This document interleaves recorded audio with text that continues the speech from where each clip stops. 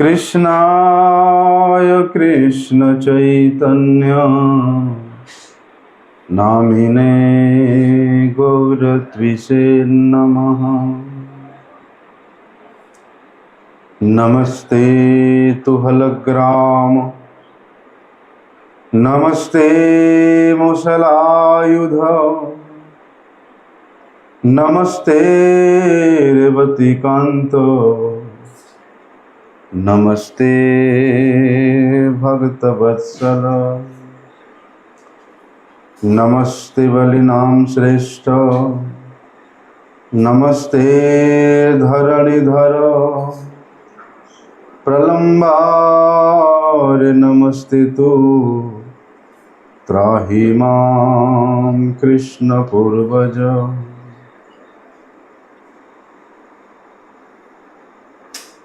भुजे सव्य वेणुं शिरसि शिखिपिच्छं कटितटे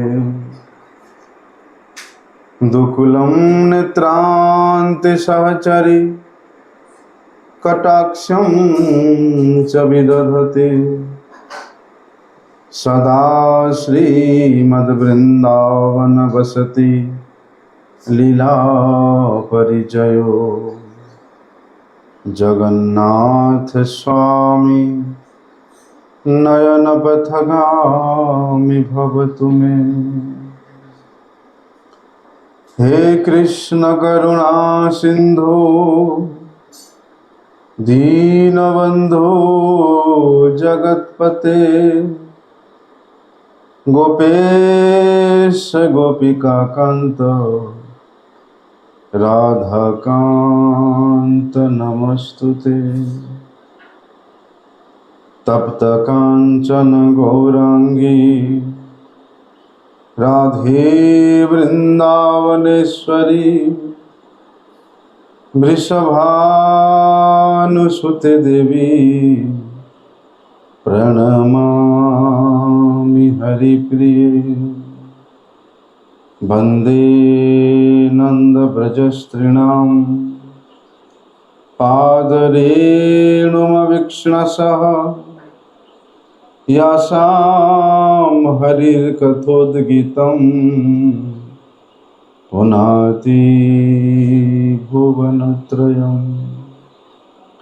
नारायणं नमस्कृत्यं नरं चैव नरोत्तमं देवीं सरस्वती व्यासं ततो जयमुदीरये। भक्त्या विहीनमपराधलक्ष्ये क्षिप्ताश्च कामादितरङ्गमध्ये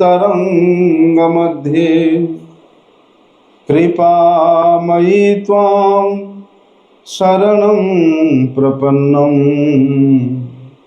वृन्दे नमस्ते चरणारविन्दं। पतितपावन परम करुणामय परम आराध्यतम श्री गुरुपाद पद्म नित्य लीला प्रविष्ट विष्णुपाद परमहंस शिला भक्ति वल्लभ तीर्थ गोस्वामी गुरु महाराज जी के श्री अभय चरण कमल में साष्टांग दंडवत प्रणाम करते हुए उनकी हेतु की कृपा प्रार्थना करता हूँ। परमाराध्यतम शिक्षा गुरुपाद पद्म नित्य लीला प्रविष्ट विष्णुपाद परमहंस शिला भक्ति विज्ञान भारती गोस्वामी महाराज जी के श्रीपाद पद्म में साष्टांग दंडवत प्रणाम करते हुए उनकी हेतु की कृपा प्रार्थना।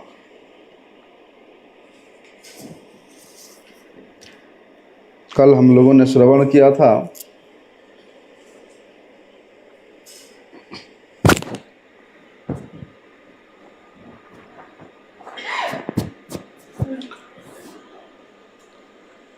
कि सुखदेव गोस्वामी ने प्रत्येक मनुष्य को जो अपना कल्याण चाहता है, जो साधना के पथ पे अग्रसर होना चाहता है, उसके लिए आसन और नियमों के द्वारा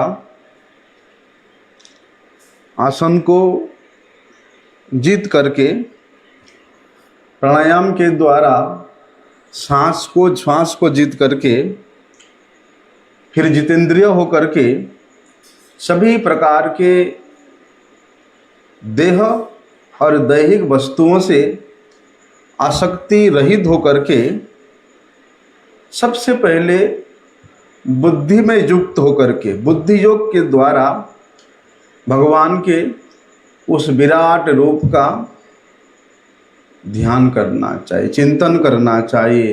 भगवान के उस विराट स्वरूप की उसके मन में धारणा करना चाहिए।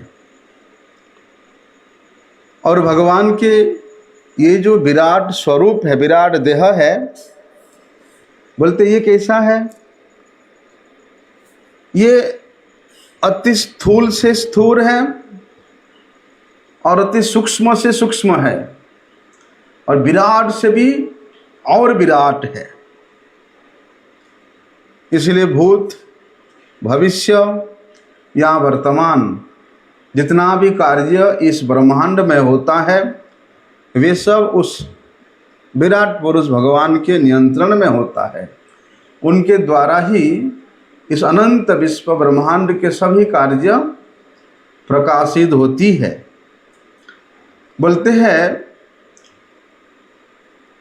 वे विराट पुरुष कैसा है? अंडकोशे शरीरे अस्मिन् सप्तावरण संयुते वैराजः पुरुषो यो असौ भगवान धारणाश्रय। किस प्रकार से उन भगवान की धारणा करना चाहिए उसको सुखदेव गोस्वामी बोल रहे हैं। बोलते कि 50 करोड़ योजन परिमाण वाले ये जो ब्रह्मांड है, कितना? 50 करोड़ योजन। ये 50 करोड़ योजन परिमित जो ब्रह्मांड है ये भगवान का विराट शरीर पृथ्वी, जल, तेज, वायु, आकाश, अहंकार, महतत्व, बोलते इन 7 आवरणों से ये घिरा हुआ है। और इसके बीच में कौन है? ये जीव है। और वे जीव के नियंता भगवान विराट पुरुष सबके अनंत जीवों के आश्रय स्वरूप वे स्थित है। तो भगवान को उस प्रकार से धारणा करना चाहिए। अनंत विश्व ब्रह्मांड जिनके इच्छा मात्र से कार्यशील होती है और उस अनंत विश्व ब्रह्मांड जो कि 50 करोड़ योजन परिमाण से व्याप्त है, वहाँ पर ये जीवात्मा अति सूक्ष्म रूप से उन विराट पुरुष भगवान के इच्छा के अनुसार नियंत्रित हो रहा है। ऐसा धारणा करनी चाहिए।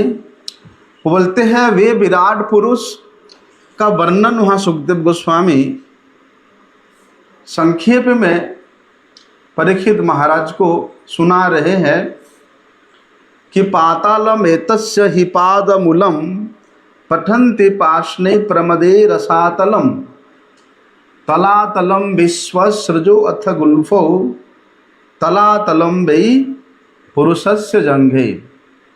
जो तत्ववेत्ता व्यक्तिगण है जिन्होंने उस तत्व वस्तु के तत्व को जानते हैं, उन्होंने उन विराट पुरुष के स्वरूप का वर्णन कैसे करते हैं? बोलते हैं पाताल, ये जो चतुर्दश भुवन है सबसे नीचे है पाताल। तो वो पाताल उस विराट पुरुष के चरणों की तलवे है। उसके ऊपर है रसातल। रसातल उनके चरणों के आगे का भाग है, आगे का भाग, और पीछे जो एड़ी है पीछे का भाग। पंजा और एड़ी ये उन विराट पुरुष के रसातल है। और उनके दोनों चरणों की एड़ी के ऊपर का जो गांठ है वो है महातल, और दोनों पैरों के जो पिंड है वो तलातल है। द्वैजानुनि सुतलम विश्वमूर्ते उरुद्वयम वितलचांचरचं च महितलम तद जगन्हम महीपते नवस्तलम नाभि सरो गुणंती। उसके ऊपर आता है सुतल। सुतल उन विश्वमूर्ति विराट पुरुष के दोनों घुटने हैं। उसके बाद वितल और अतल, ये दोनों उन विराट पुरुष के जांघें हैं। और उनका जो जघन है, पेड़ू है, वो है आकाश या भुवलोक, आकाश। और ये जो भुवलोक है जहाँ पर मनुष्य रहते हैं, ये उन विराट पुरुष के नाभि सरोवर है। अर्थात हम लोग भगवान विराट पुरुष के नाभि सरोवर में विराज बैठे हैं। और स्वर्ग लोग उन विराट पुरुष का वक्षस्थल है। महलोक उनका गलादेश है। जनलोक उनका मुख है। और तपोलोक ये ललाट है। उसके ऊपर है सत्यलोक। सत्यलोक को उन सहस्र सिर वाले विराट पुरुष के सिर के रूप में तत्ववेत्तागण वर्णन किया है। और बोलते हैं जितने भी देवता है और उन देवताओं के जो प्रमुख है इंद्र, वे प्रमुख देवता उन विराट पुरुष की भुजाएं हैं। और समस्त दिशाएं उनके कान है। शब्द उनके श्रवणेन्द्रिय और दोनों अश्विनी कुमार उन परम पुरुष के दोनों नासा के छिद्र है। गंध घ्राणेन्द्रिय है। और धधकती हुई आग उन विराट पुरुष के मुख है। और भगवान के जो नेत्र गोलोक है, नेत्रों के बीच में जो गोलोक होता है, वो अंतरिक्ष है। और उनमें देखने की शक्ति कौन है? सूर्य है। सूर्य के रूप में भगवान इस अनंत विश्व ब्रह्मांड को देखते हैं। रात और दिन उनकी दोनों पलकें हैं। और ब्रह्मपद उनका भ्रू विलास है। जल उनके तालु के अधिष्ठान है। और रस उनके जिह्वा है। छंदांसि अनंतस्य शिरो गणन्ति दंष्ट्रा यमः स्नेह कला द्विजानि हसोत जनन मादो करी च माया दुरंत सर्गो यदपांग मोक्षः। बोलते वेद, वेद को जो 4 वेद है, उन वेदों को उन अनंत विराट पुरुष का ब्रह्मरंध्र के रूप में वर्णन किया गया है। यम उनके बड़े बड़े दांत है। दांत मतलब दाढ़ें। और पुत्रादि के प्रति स्नेहलेश उनकी दंतपंक्ति है। जगत को उन्माद करने वाली माया उनकी मुस्कान है। और ये जो अपार संसार दिख रहे हैं, ये उन विराट पुरुष के कटाक्षपात है।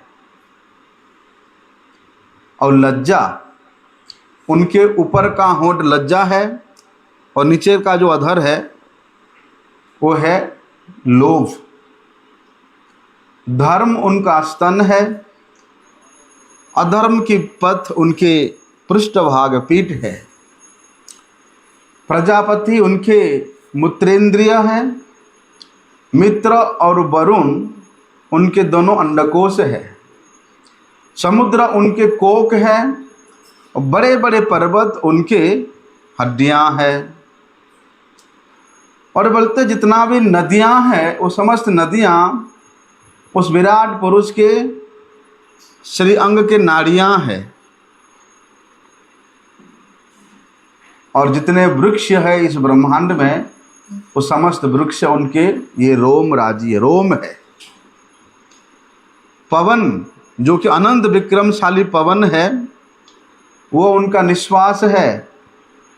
काल उनकी चाल है, गति की चाल है, और गुण प्रवाह रूप प्राणियों का संहार उनका कर्म है। कर्म मतलब उनका क्रीड़ा मात्र है।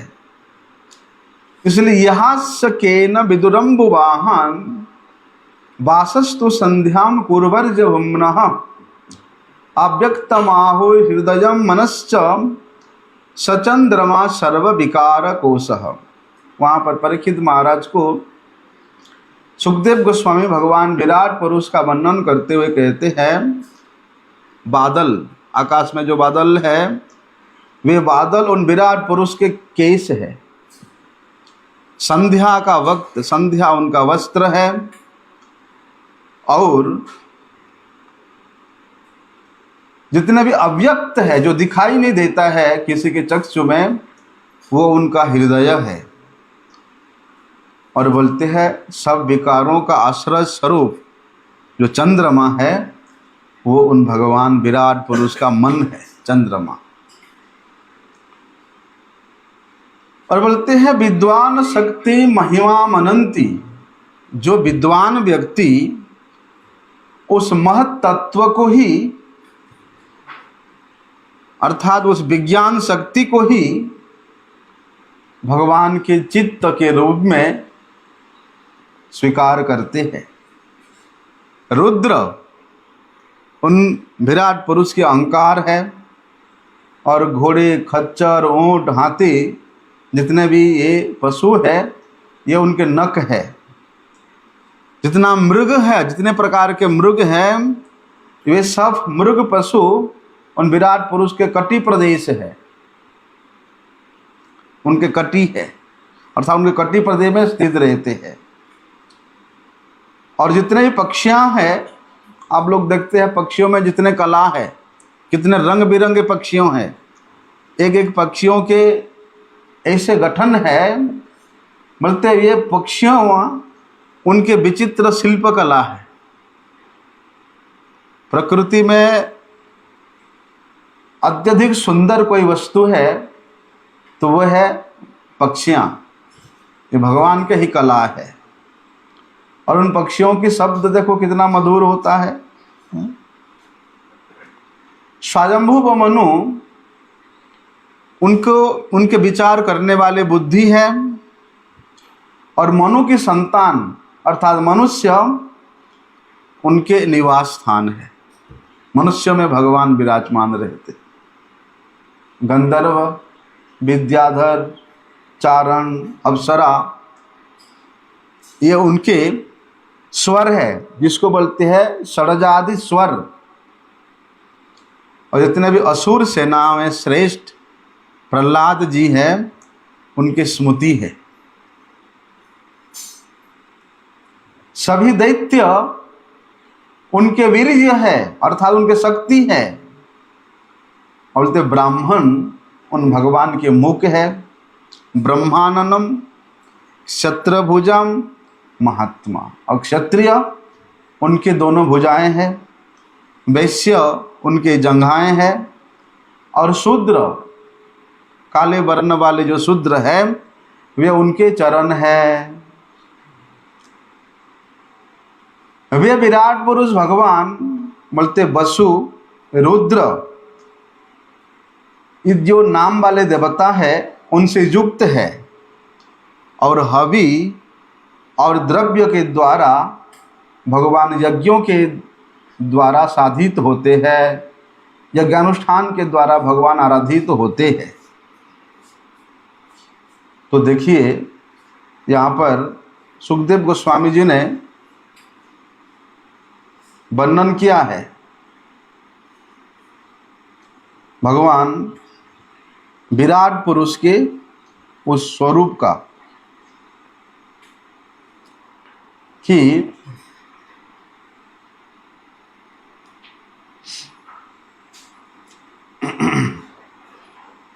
हम लोग देखते हैं कि भगवान के अनंत नाम है, भगवान यज्ञ पुरुष के अनंत नाम है, और लोगों ने अनेक अनेक देवताओं के नाम से भगवान को आहुति प्रदान करते हैं। यद्यपि वे देवता अलग अलग नाम से है, जैसे अभी हम लोगों ने श्रवण किया है, तो सब विराट पुरुष के अंश है। भगवान विराट पुरुष वे परिपूर्ण है, पूर्ण वस्तु है। और जितने भी देवगण है, जितने भी अवतार गण है, यद्यपि अवतार भगवान के पूर्ण अंश है, कोई अंशावतार है, कोई कलावतार है, कोई मनमंत्र अवतार है, कोई आवेशावतार है, कोई पुरुषावतार है, कोई योगावतार है। बोलते जितने भी अवतार है, ये तमाम अवतार ये सब परिपूर्ण है। उसके बाद जितने भी देवतागण है उन पूर्ण पुरुष के अंश है। इसलिए यद्यपि देवतागण, यद्यपि मनुष्यगण उन अलग अलग देवताओं के नाम से आहुति प्रदान करते हैं, तो इनडायरेक्टली वे आहुति का फल उस विराट पुरुष भगवान को ही प्राप्त होता है। यहाँ कौन सा विधि को बता रहे सुखदेव गोस्वामी कि भैया जिस व्यक्ति का योग्यता नहीं है भगवान के उस परम रसिक स्वरूप, सच्चिदानंद स्वरूप श्री कृष्ण, श्री गोविंद, श्री श्याम सुंदर के रूप का भजना करने में जिसका योग्यता नहीं हुआ है, वे व्यक्ति इस विधि से विराट पुरुष का मनन कर सकता है, ध्यान कर सकता है, चिंतन कर सकता है और उन विराट पुरुष के रूप में वे अन्य अन्य देवताओं का यद्यपि आराधना करता है, लेकिन उसके चित्त में या उसके लक्ष्य में विराट पुरुष के तत्व को पता है, तब जाकर के वे अन्य अन्य देवताओं का उपासना करने पर भी उसका फल, उसका लक्ष्य उन विराट पुरुष को ही प्राप्त होता है। वैसे ये संसार में जितना भी कार्य होता है उस सब का कारण स्वरूप विराट पुरुष ही है। कहते हैं ना, उन भगवान के इच्छा के बगैर एक पत्ता भी नहीं हिलता। इसलिए भले ही मनुष्य यहाँ इस प्रकृति में, इस भौतिक संसार में अपने मन के अनुसार जितने भी कार्य करता है, यदि उस कार्य में उसके स्वार्थ निहित है तो वे उसके कार्य के फल का प्रतिभागी बन जाता है। यदि स्वार्थ नहीं है और वे कार्य को भगवद अर्पित करता है, किसी फल का आशा नहीं करता है, तो भगवान उसको उत्तम फल प्रदान करते हैं। लेकिन जब उस व्यक्ति का इतना ज्ञान नहीं है कि मुझे किसका आराधना करना चाहिए, किसका ध्यान करना चाहिए, किसका यज्ञ में आहुति प्रदान करना चाहिए, तो उसके लिए वहाँ पर भगवान अलग अलग अन्य अन्य वर्ण, अन्य अन्य आश्रमों के द्वारा आराधित होते हैं। जैसे कि मानव समाज में हम लोग 4 वर्ण देखने को मिलता है, ब्राह्मण, क्षत्रिय, वैश्य और शूद्र। अभी हम लोगों ने श्रवण किया, ये 4 वर्ण उस विराट पुरुष के शरीर में सन्निविष्ट है, मस्तक में, वक्षस्थल में, कटिभ नाभि प्रदेश में और चरणों में। अभी हम लोगों ने श्रवण किया। इसलिए जिस वस्तुओं के द्वारा, जिस विधि के द्वारा, जिस मंत्रों के द्वारा उन परम पुरुष का आराधना करना चाहिए, उसका विधि यहाँ यज्ञ के रूप में यज्ञ पुरुष भगवान विराट रूप का यजना करने का शिक्षा सुखदेव गोस्वामी प्रदान कर रहे हैं। विशेष रूप से यज्ञ में क्या घी का आहुति दिया जाता है या पंचशस्य अन्न का आहुति दिया जाता है। लेकिन यदि वे आहुति में आपको पवित्र वस्तुओं की प्राप्ति नहीं होता, जैसे यज्ञ में यदि आप भैंस के दूध, दही और घी इसका स्पर्श करके भी यदि आप यज्ञ में आहुति देते हो तो वो यज्ञ को यज्ञ नहीं माना जाता है, वो श्राद्ध को श्राद्ध माना नहीं जाता है। इतना अपवित्र वस्तु है भैंस का दूध, दही, घी। यदि आप उसको स्पर्श करके पूजा में जाते हो तो भी आपका पूजा निष्फल हो जाता है। इसलिए वर्तमान समय में यज्ञ के द्वारा, शुद्ध यज्ञ के द्वारा यज्ञपति को प्रसन्न करना इतना सहज नहीं है।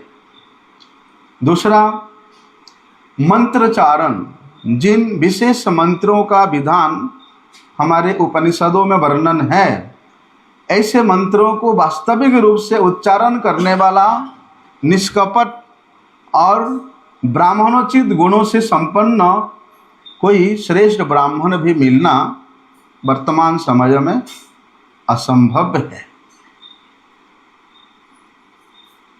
और ये यज्ञ की विधि सुखदेव गोस्वामी जी ने इस द्वापर के अंत में प्रदान किया था, जबकि प्रत्येक वस्तु वहाँ शुद्ध मिलता था। अभी तो कली के मात्र 5252 साल ही व्यतीत हुआ है। अभी कोई भी वस्तु आपको पवित्र मिलने वाला नहीं है। घी के नाम से हम लोग ला करके जो रोटी में लगा रहे हैं वो वास्तव में घी नहीं है। मांस को पका करके उसी से घी बनाया जा रहा है, मांस को पका करके।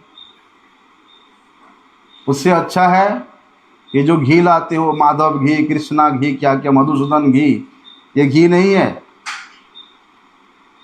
उससे अच्छा भैया सरसों का तेल लगा करके भोग लगा दो, एकदम शुद्ध है।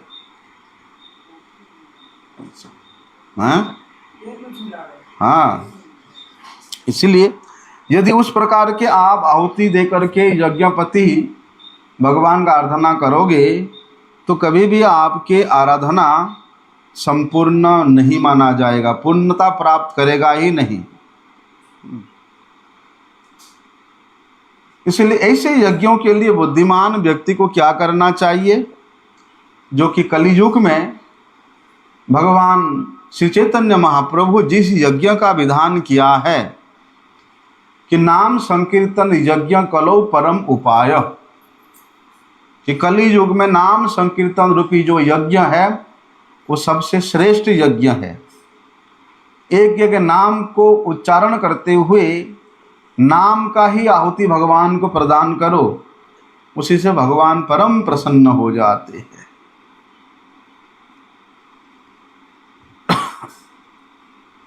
वास्तव में सुखदेव गोस्वामी जी ने ये जो विधि परीक्षित महाराज को बताया, ये परीक्षित महाराज के लिए नहीं है। परीक्षित महाराज का तो चित्त वृत्ति भगवान श्री कृष्ण के मधुराति मधुर लीला में ही संपन्न लगा हुआ है। ये केवल उन व्यक्तियों के लिए जिन्होंने भगवान के रूप को ग्रहण करने में समर्थ नहीं है, भगवान का भजना करने में समर्थ नहीं है, ऐसे लोगों को यज्ञ का लालसा दे करके, कुछ फल का लोभ दिखा करके किसी ना किसी प्रकार से उनको आध्यात्मिकता में लगाना ही हमारे वेदों का, हमारे शास्त्रों का एक आकर्षण मात्र है।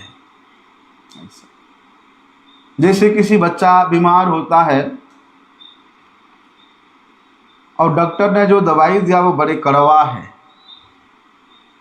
वो बालक किसी प्रकार से वो दवाई नहीं खाएगा क्योंकि बहुत कड़वा है। जब उस बालक को रसगुल्ला का लोभ दिया जाता है, रसगुल्ला खाने के लोभ में वो दवाई खाने के लिए प्रस्तुत हो जाता है।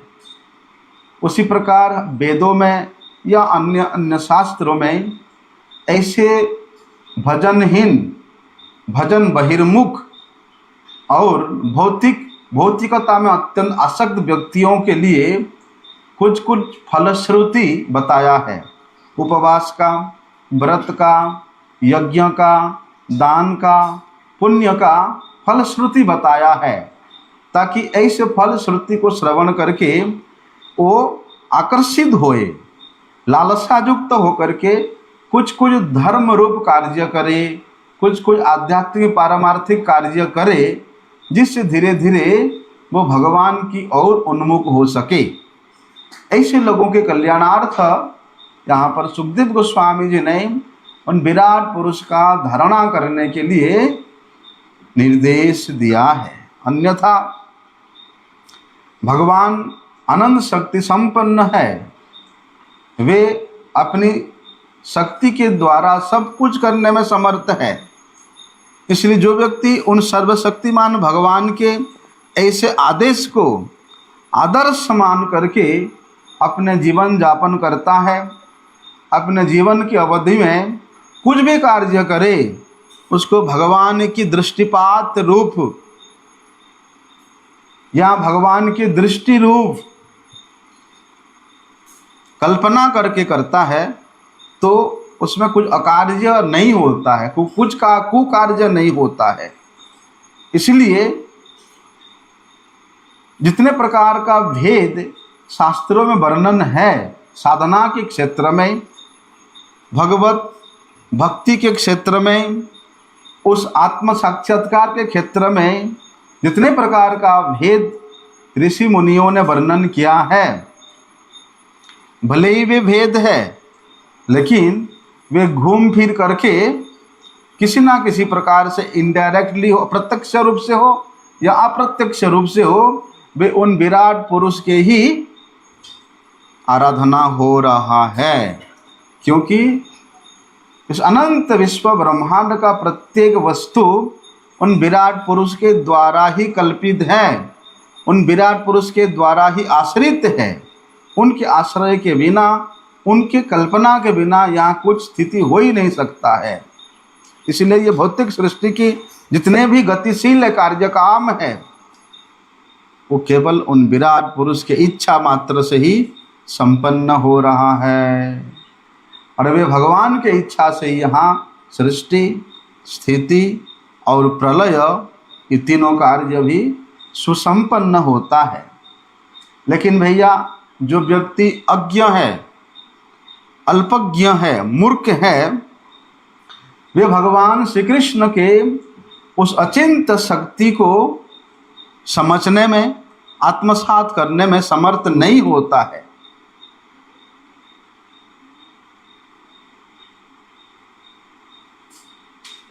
इसलिए भगवान आचार्य के रूप में इस जगत में प्रकट होकर के मनुष्य को वो शिक्षा प्रदान करते हैं जो भगवान वेदों में निर्देश दिए हैं। इसलिए संसार में भगवान का अवतरित होना या भगवान के आवेश के रूप में भक्तों का अवतरित होना या आचार्य के रूप में भगवान का अवतरित होना, बोलते उन आत्माओं के लिए ये उनकी अहेतु की कृपा है। और भगवान के इस प्रकार के कृपा को केवल वही सौभाग्यवान व्यक्ति ही आत्मसात कर सकता है, अनुभव कर सकता है, जिसके पहले पहले जन्म के बहुत से सुकृति का पुंज एकत्रित हुआ है।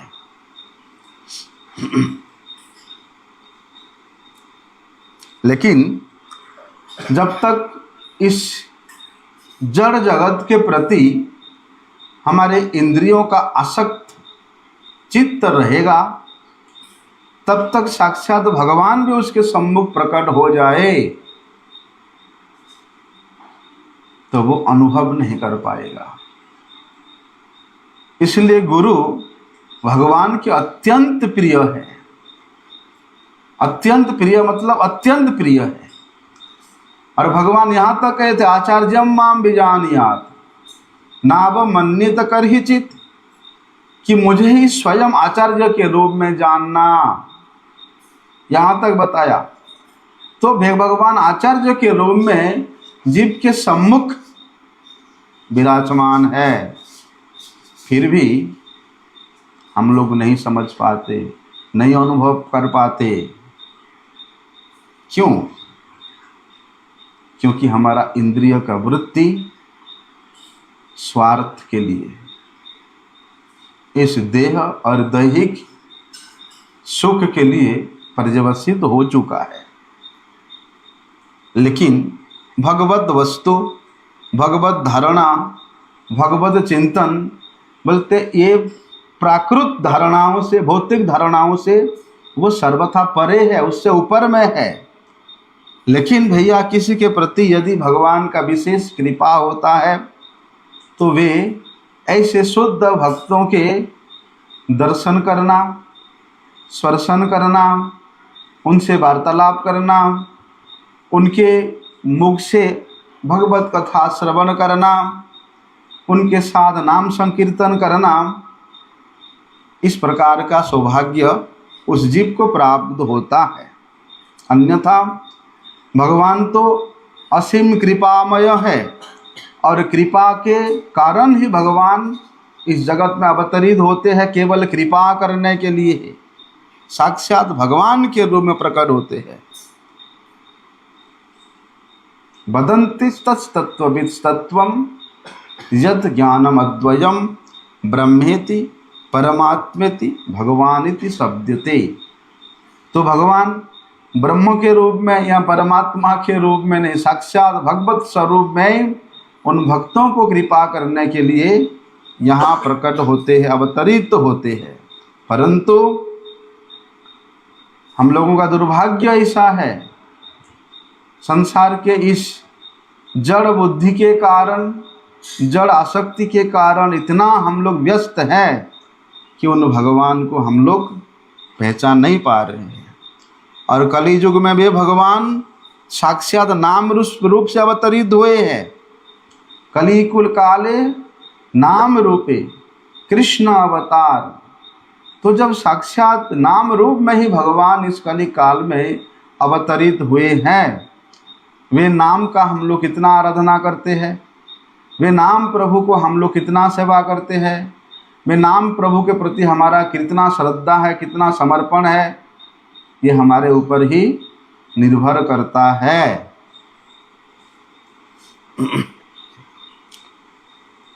इसलिए भगवान का नाम, रूप, गुण, लीला ये हमेशा इस प्रकृति के कार्यकलापों से, इस जड़ धारणाओं से सर्वथा परे है। और जब तक हमारे इंद्रिय की वृत्ति इस प्रकृति के सीमा के अंदर में रह करके, अर्थात जागतिक बुद्धि को लेकर के हम लोग व्यस्त रहेंगे, तब तक उस अप्राकृत भगवान के नाम, रूप, गुण, लीला का अनुभव कभी भी नहीं कर सकते हैं। अत्यंत कठिन है करना। लेकिन भगवान एक रूप में सर्वव्यापी है, सर्व अंतर्यामी है, सबके हृदय में भगवान विराजमान है और विराट पुरुष के रूप में भगवान इस अनंत विश्व ब्रह्मांड के रूप में व्याप्त है।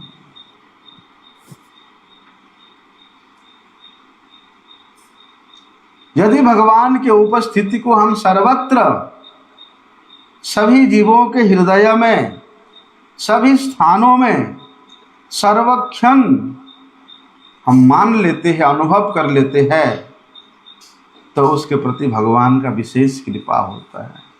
प्रहलाद महाराज ने हिरण्यकशिपु को बोला कि मेरे भगवान इस खंबे में भी है, मैं तो इस खंबे में भी मेरे भगवान को देख रहा हूँ। कैसा दृष्टि, सर्वत्र उनको हरि की ही दर्शन हो रहा है। इसलिए उन विराट पुरुष के रूप में सर्वत्र विराजमान है। इतना भी यदि कोई कल्पना कर ले, अनुभव कर ले, फिर उसके मन में किसी प्रकार का क्रोध, हिंसा, द्वेष का भाव रहेगा ही नहीं। और जब जीव ये प्रकृति के इन सामान्य अवगुणों से रहित होकर के अपने स्थिति को दर्शाता है, काम, क्रोध, लोभ, मोह, मद और मात्सर्य, इसी से दूरीभूत होना ही उसके अनर्थ का विनाश है। क्योंकि जब तक अनर्थ का विनाश नहीं होगा, उस परमार्थ स्वरूप, परम स्वार्थ स्वरूप उस परमात्मा का साक्षात्कार नहीं हो सकता, असंभव है। और भगवान के साकार रूप को समझना बड़ा मुश्किल है। इसलिए भगवान सदय होकर के, अत्यंत दयायुक्त होकर के भगवान इस जगत में प्रकट होते हैं। कोई कोई भाग्यवान देखी बारे पारे।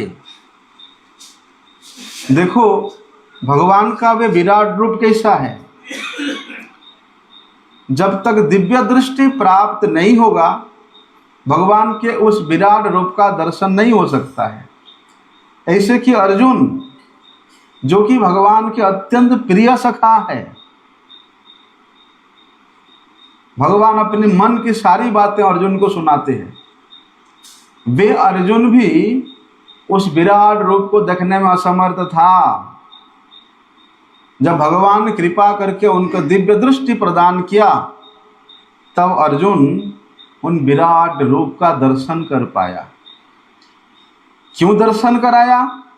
अर्जुन ने भगवत गीता में भगवान के जिस विराट रूप का दर्शन करके वर्णन किया है, यदि इस कलिहद जीव उस वर्णन के अनुसार अनुभव भी कर ले, चिंतन भी कर ले, तो उसी से ही उसका कल्याण का पथ प्रशस्त होने लगेगा। इसलिए सुखदेव गोस्वामी ने भगवान विराट स्वरूप के वहाँ विशद रूप से यहाँ पर वर्णन किया है कि भगवान के विराट रूप से परे आप कुछ कल्पना कर ही नहीं सकते हो। अर्थात जितना भी अनंत विश्व ब्रह्मांड है, वो सब उन विराट पुरुष के अंदर में ही है। लेकिन भैया, जड़ जगत के मोह में आविष्ट व्यक्ति उन विराट रूप की धारणा कभी नहीं कर सकता है। जिस व्यक्ति का मन हमेशा इंद्रिय कार्यों में ही विचलित रहता है, चलायमान रहता है, उसका मन एक जगह में कभी नहीं टिकता। अभी एक जगह में है तो दूसरे क्षण में और किसी जगह में चला जाता है। उसके मन की जो पहलू है वो प्रत्येक क्षण बदलता रहता है।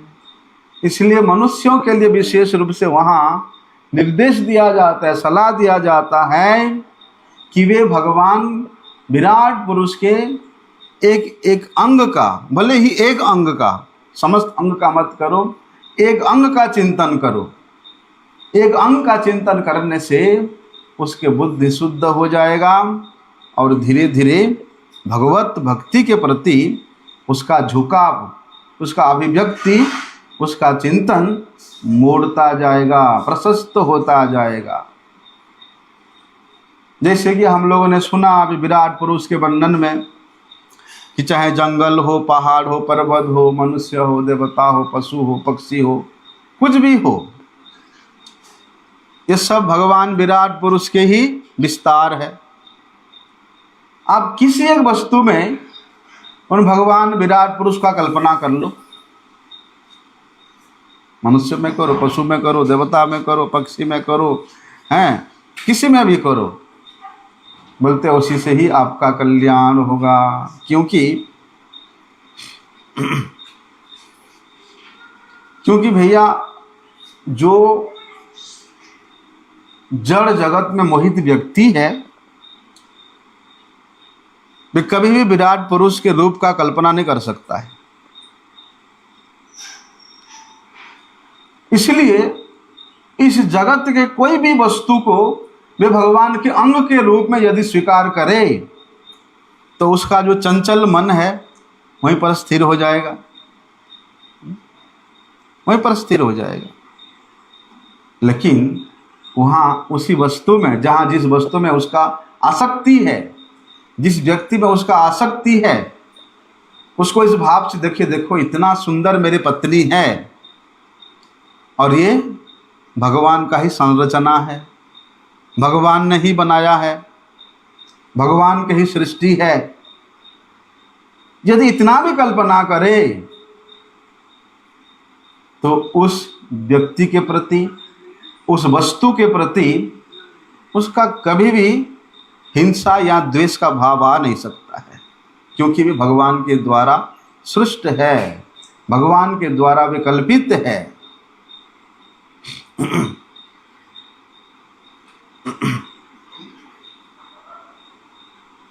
इसलिए भगवान के एक एक अंग का स्मरण करने का, कल्पना करने का विधि अनेक भक्तों ने अपनी अपनी भाव के अनुसार प्रकट किया है। जैसे भगवान के नखमणि का जो सौंदर्य है, बोलते भगवान के नाखून के भाग से इतना प्रकाश है, कोरोना सूर्य का प्रकाश भी भगवान के नाखून के अग्रभाग के प्रकाश के सामने फेल है। जैसे वृंदावन धाम, अकबर ने आया था सनातन गोस्वामी का महिमा सुन करके दर्शन करने की इच्छा लेकर के, दर्शन किया। बाबा तो ऐसे ही रहते हैं, लंगोटीधारी बाबा, कोपिनधारी बाबा, पेड़ के नीचे रहते हैं। तो अकबर का इच्छा हुआ कि मैं आपके लिए कुछ व्यवस्था कर दूं, कुछ कुटिया बना दूं ताकि आप रह सको आराम से। सनातन गोस्वामी बोलते नहीं चाहिए हमको कुछ, हम जैसे ऐसे सुख है। वो बार बार प्रार्थना करता है कि आप मुझे कृपा करके कुछ सेवा का सुযোগ प्रदान करें। तो सनातन गोस्वामी बोलते हैं करना चाहते हो तो जमुना जी की जो घाट बना हुआ है उसका किसी कोना अगर टूट गया तो उसको मरम्मत कर दो। तो अकबर सुन करके हंसता है, मैं इतना बड़ा राजा और मुझे जमुना के घाट के सीढ़ी का एक कोना टूट गया है उसका मरम्मत करने के लिए बोल रहा है बाबा, वो तो ऐसे हो जाएगा। सनातन गोस्वामी ने कृपा करके अकबर को दर्शन कराया। जमुना जी का जो घाट है, सीढ़ियाँ है, वो वैदुर्य मणियों से बना हुआ है। अकबर सोचता है कि मैं मेरे संपूर्ण साम्राज्य को बेच भी दूं तो उस सीढ़ी के कोना को भी मैं मरम्मत नहीं कर सकता। उनके चरणों में गिर पड़ता है। वो तो सनातन गोस्वामी ने कृपा करके उनको दर्शन कराया। बोलते उसी प्रकार भगवान के नाम में, धाम में या उनके भक्तों में या धाम के किसी भी वस्तु में, चाहे वो वृक्ष हो, लता हो, यहाँ के पशु हो, पक्षी हो, यहाँ के रज कणा हो, किसी में भी यदि भगवत भावना से अपने मन को केंद्रित कर दिया जाए तो वे मन फिर कभी भी इधर उधर चंचल नहीं होगा। इसलिए यदि ये तो भगवत लीलात्मक वस्तुएं हैं जो कि अचिंत्य है, लेकिन भगवान के उस विराट स्वरूप का कल्पना करते हुए जिस प्रकार से तत्ववेत्तागणों ने वर्णन किया है कि इस अनंत विश्व ब्रह्मांड के जितने भी दृश्यमान वस्तु है वे सब उन भगवान के द्वारा ही कार्यशील है, उन भगवान के द्वारा ही सृष्ट है।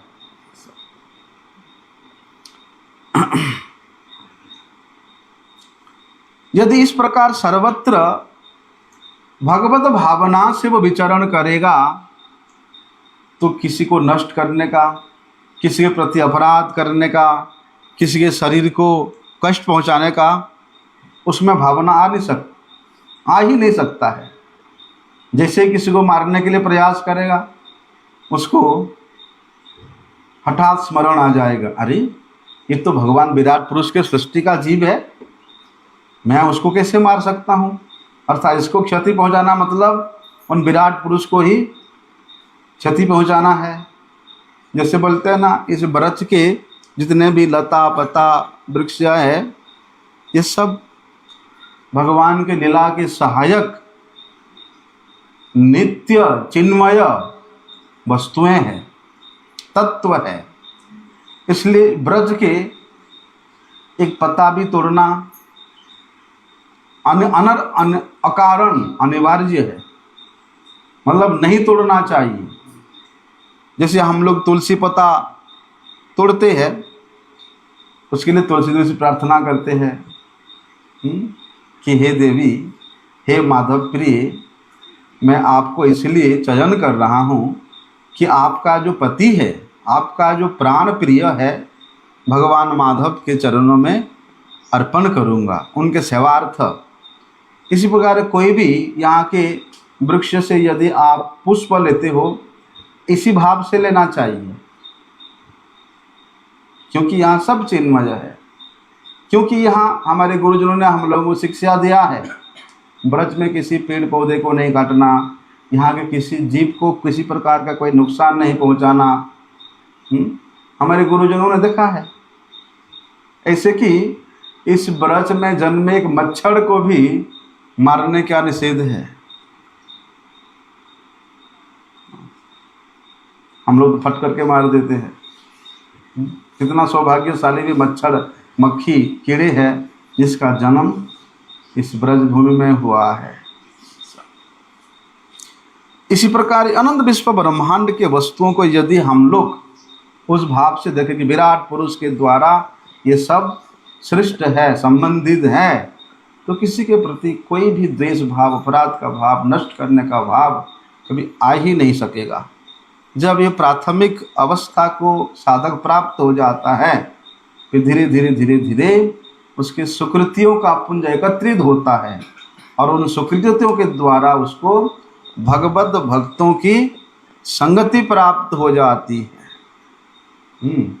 और भगवत चरणों में भक्ति का, भक्ति उत्पादन का, भक्ति सृष्टि का परम कारण उन भगवत भक्तों का संग है। भक्तिस्तु भगवत भक्त संगेन परिजायते, बोलते हैं भगवान के परम प्रिय रसिक भक्तों की संग के द्वारा ही भगवत भक्ति प्राप्त हो सकता है, अन्यथा नहीं। कल से हम लोग राधाष्टमी के उपलक्ष्य में 8, 9, 10, 11, 12, 5-6 दिन तक श्रीमती राधा रानी की महिमा को, उनके तत्व को श्रवण करेंगे। उसके बाद फिर हमारा जो श्रीमद् भागवतम कंटिन्यू चल रहे उसको करेंगे। वंशा कल्पतरुभ्यश्च पतितानां पावनेभ्यो वैष्णवेभ्यो। राधा रानी का